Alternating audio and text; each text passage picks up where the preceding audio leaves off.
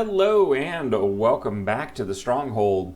Today we're going to talk about one of those staple decks that you will use not just today but for many years to come. You will rebuild this deck almost certainly every time a new set comes out, and maybe even every time you open a pack from this day forward. Kermit tells us it's not easy being green, but he lied. Mono green is pretty darn easy. Take a moment. And it's what we're here to talk about today. We made it to our first spoken goal, folks. We've hit 100 subs on the channel, and I think nothing celebrates a milestone like talking about the next goal. And I read somewhere in educating myself about YouTube that the time it takes you to go from 0 to 100 subs is the same amount of time that it will take you to go from 100 to 1,000. So we're about a year into, well, frankly, taking the channel seriously at any level. So my next goal is to hit 1,000 subs within the year. By September 2022. And I know I can't do it without you. You see, we're not one of those huge channels out there. Around here, you matter. And that's why I want to take this moment and say thank you to all the folks you see here on your screen who not only supported us and helped us get to this goal of 100 subs, but have also chosen to make their subscription public. You see, what a lot of you don't realize is that the YouTube algorithm doesn't really support channels like this. For whatever reason, they don't push content designed for new players, free-to-play players, or budget players. And I would like to reteach the algorithm. I would like to teach them that this content is relevant and that our audience and our community matters. And while I know I can't do that, I think we can. So with that in mind, in addition to the usual like, comment, and subscribe that I'm sure you hear all the time from YouTube channels, there's two special things I would like you to do in order to help us grow the channel. The first off is, if you are finding value in this content, share it out to your social media platforms so that your friends, family, colleagues, whatever, can find that same value in what we're doing here. And secondly, let me ask you to allow the video to play all the way to the end. Because if you just click into the video, grab the deck list, and then click back out, you might be giving YouTube the impression that you didn't like the video, and then it's less likely to push it out. So do me the favor, push it out to your social media, watch it to the end, and let's send a positive message for our budget community. Now, what were we talking about? Oh, yeah, right. So I've taken the liberty of loading up Seth Manfield's deck here as kind of a starting point as we work on budgetizing a mono green deck. Because as you can see here, this is not an extremely budget deck. It is just chock full of rare wild cards and things that we aren't necessarily going to have. In fact, the only non-rare cards in this are the Snowlands, Blizzard Brawl, and Tangled Florahedron. That's it. Everything else is a rare or mythic. Pretty wild. Definitely going to be an opportunity here for us to try and make this more budget accessible. So the first thing I like to do is kind of cut back to what we know we have. In our new player experience, we got 2 copies of Blizzard Brawl. We did get an Inscription of Abundance. We did get a Lotus Cobra. We did get a Ranger class. We did not get any Tangled Florahedron, but I'm going to leave one there just kind of as a placeholder so we know what we're going back to. We did get a pack leader. We did not get a tracker, but we do have a mammoth. Old growth troll is something I'm gonna leave one in there again as a placeholder. Chariot we did not get, and that one's gonna be tough to replace. So I am just gonna go ahead and cut that. Unnatural growth. They're running one copy. It's entirely possible that we have that. Run of 7, we are going to cut that out. Lair of the Hydra, we are going to cut down to one of those, and same with the Faceless Haven. So that cuts about half the deck, or nearly 1/3 of the existing card base. Now, one thing I like to do is kind of look at what they have in the sideboard here. Devouring Tendrils is a card that we know we have. We do not have the Inscription. I am going to put one of the Liberators in here. And what else have we got? We definitely have a Toski and an Ashaya, so we can go ahead and move those cards over to our main deck. So that helps us pick up a few cards there. Let's see, what else have we got going on here? So one of the first things I like to do when I'm trying to fill in those blanks that have been created is to sort down just my rares and mythics. And of course, what I have is not necessarily going to be what you have. But we did get a Dragonsguard Elite in our new player experience.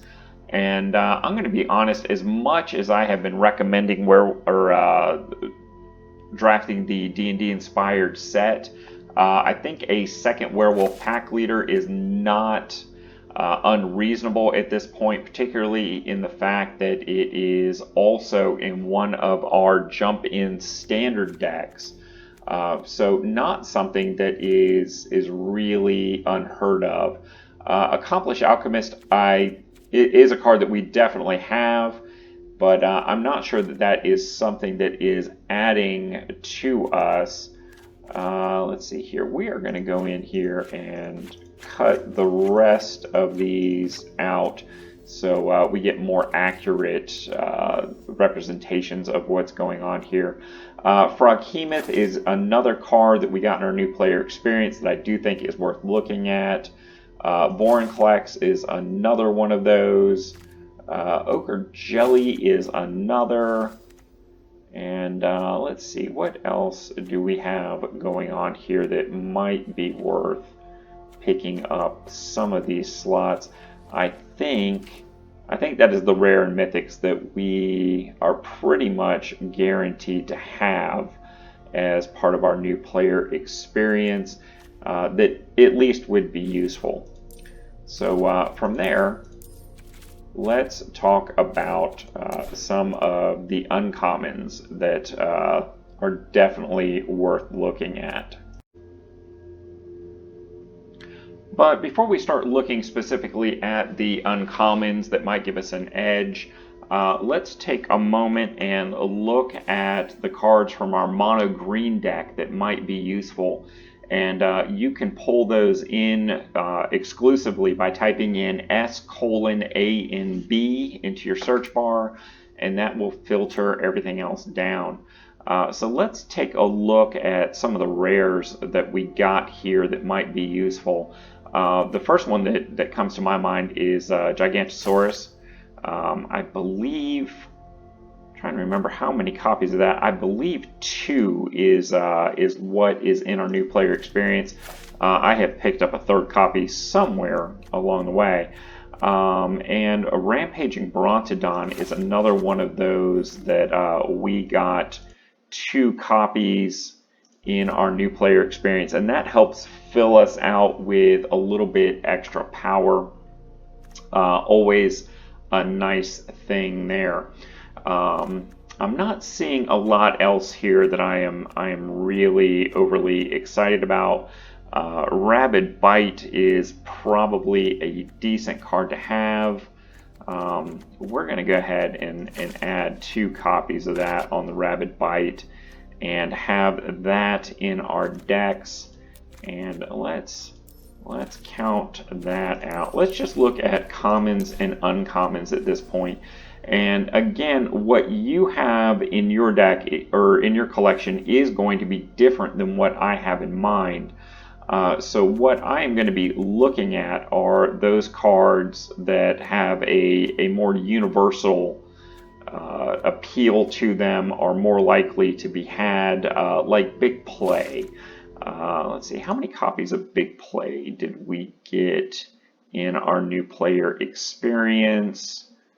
Why am I not seeing this?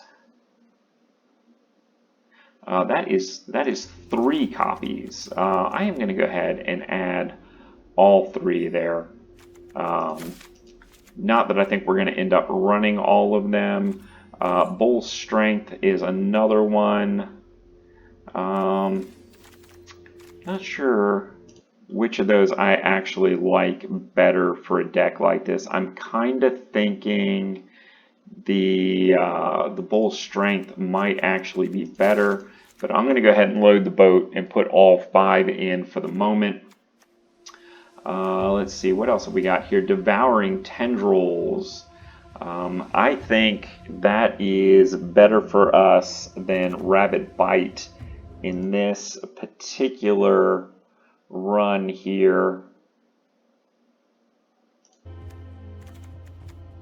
Devouring Tendrils. How many copies of Devouring Tendrils? That is 3 on that. So I'm going to go ahead and load the boat on that. But I am going to go in and cut the Rabid Bites. I think that is just a strictly better card for us in this particular setup. Trying to see what else we might have. The Outland Liberator is one of those powerhouse uncommons. Hopefully you have picked up one in your drafting of Midnight Hunt. I'm just putting the one in there more as a placeholder and suggestion of what you might want to do on this. Prosperous Innkeeper, that is just too good for us not to put in a mono green deck. So we will go ahead and put the 2 copies on that I know you have from your new player experience. And Sculptor of Winter, that looks like a card we should be running since we are running the Snowland set. So we will go ahead and add the 3 on that. Now, I can't say for certain that you're going to have something like the Faceless Haven or the Lair of the Hydra. If you don't, of course, a Snowland fills the slot on that just as well if you should need it. Let's close that down.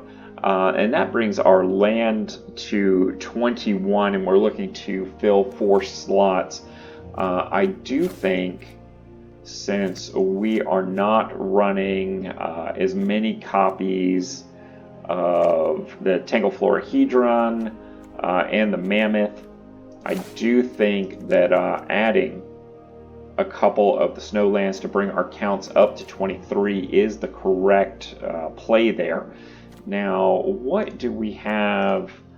Let's search up add mana. What do we have that allows us to add mana? Jasperus Sentinel, is that one from our new player experience? I don't think it is. Which is unfortunate, honestly. That is a card I would like to be adding to this. But the Ilysian Caryatid is one that is from our new player experience. So that lets us drop the Florahedron that you may or may not have in your collection. How many of these did we receive in our new player experience? Let's take a look here. Actually 4, so we can run 3 in there pretty comfortably. So this does end up looking very different than the original Seth Manfield deck, but it ends up running very much the same idea. Mono green tends to be a put big creatures on the board and swing in for the win. We do have some things in here that allow us to pump our team and give them trample. And in fact, we may have too much there with the 5. The Tendrils gives us some creature-based removal, as does the Blizzard Brawls. And of course, if you have multiple copies of any of these cards, it's not a bad idea to go in and run them. But if you are trying to build your deck basically from just the beginning point of your new player experience, this kind of gives you a starting point. The exception being Old Growth Troll. We aren't guaranteed a copy of that. The Werewolf Pack Leader is a second copy, but these can easily be replaced with some other things. Let's take a look and see where are our uncommons that are pretty darn good here for something like that. I am thinking specifically about Master Symmetrist. That is a card that's a very nice spot filler for something like an Old Growth Troll. If you don't have a second copy of Pack Leader, if you don't have your Liberator, things like that, this ends up being. And by subbing in some of the commons and uncommons, particularly from our new player experience, we're actually able to come up with a pretty serviceable mono green deck. Staples like Big Play, Bull Strength allow us to get more value out of our creatures and allow us to have some combat tricks. Devouring Tendrils allows us to have a little bit more removal. Of course, if you do have things like more copies of Blizzard Brawl, by all means run those.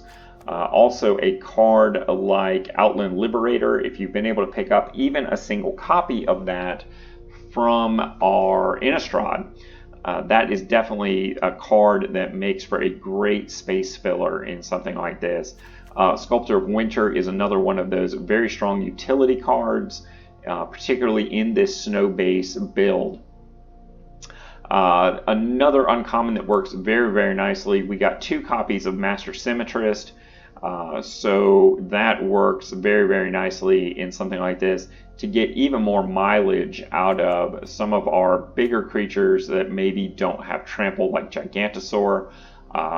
And once you swing with it, it automatically gets the trample. So then if you modify it with something like Big Play, or anything else that might no longer give it an even 10-10 distribution or 12-12 or whatever the case may be, you still have the trample on the creature at that point, regardless of what tricks you end up pulling. Just makes for a very nice option. So there we have it, with very little need of having drafted at this point or built your collection. That is a very serviceable mono green deck that will win games for you and allow you to continue building your collection through those wins as the deck gets better and better. Of course, additional copies of Ranger Class, Werewolf Pack Leader, things of that sort. Any of those that you have, by all means, run those over things like Gigantosaurus or Rampaging Brontodon.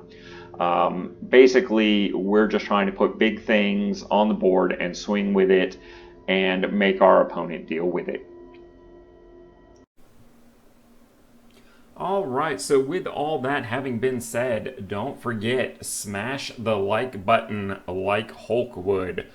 And, of course, comment and subscribe if you haven't done so already. And one last thing, myself, I'm coming to you from America, and I have noticed that about 1/3 of my viewership is coming from the US, and about 1/3 is coming from various countries. And there's about 1/3 of my viewership that is just getting lumped into other. So to let me know you got to the end of the video, throw me a comment down in there and let me know where you are watching from.